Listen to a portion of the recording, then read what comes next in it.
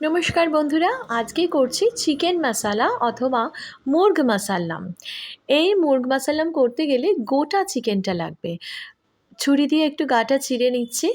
এবার টক দই, তার মধ্যে পেঁয়াজ বাটা, আদা বাটা, রসুন বাটা, গোলমরিচ গুঁড়ো আর সামান্য নুন দিয়ে ওটা মেখে নিয়ে পুরো চিকেনটাকে আমি ম্যারিনেট করে রাখছি। এই চিকেনটা ম্যারিনেট করে আধ ঘন্টা মতন রাখতে হবে। এরপর কিছুটা আর ওর চিকেনের মধ্যে আমরা টমেটো দিতে পারি, আর কিছুটা মশলা মানে আদা বাটা, পেঁয়াজ বাটা, রসুন বাটা, এটা আমরা কড়াতে ঘি নেব। সেই ঘিতে সেই মশলাটা দিয়ে বেশ ভাজা ভাজা করব। তাতেও আমরা কিন্তু কিছুটা টক দই দিয়ে দেব।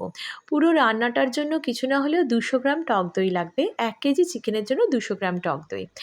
এরপর মশলাটা ভাজা ভাজা হলে বেশ যখন এই যে তেলটা ছেড়ে ছেড়ে আসছে, এই রকম সময় আমরা চিকেনটা দিয়ে দেব। চিকেনটা দিয়ে জাস্ট এর ওপরে ঢাকা দিয়ে দেব। কোনো রকম এই রান্নায় কোনো জল দেওয়া যাবে না। এবার পুরোটাই ঢাকা দিয়ে কিছুক্ষণ পর, মানে মোটামুটি 20 থেকে 25 মিনিট পর দেখা যাবে যে পুরো চিকেনটা রোস্ট হয়ে গেছে। তারপরে আমরা নামাবো কাজু বাদাম, ধনেপাতা, কাঁচা লঙ্কা দিয়ে সার্ভ করা। ভালো লাগলে অবশ্যই সাবস্ক্রাইব করবেন।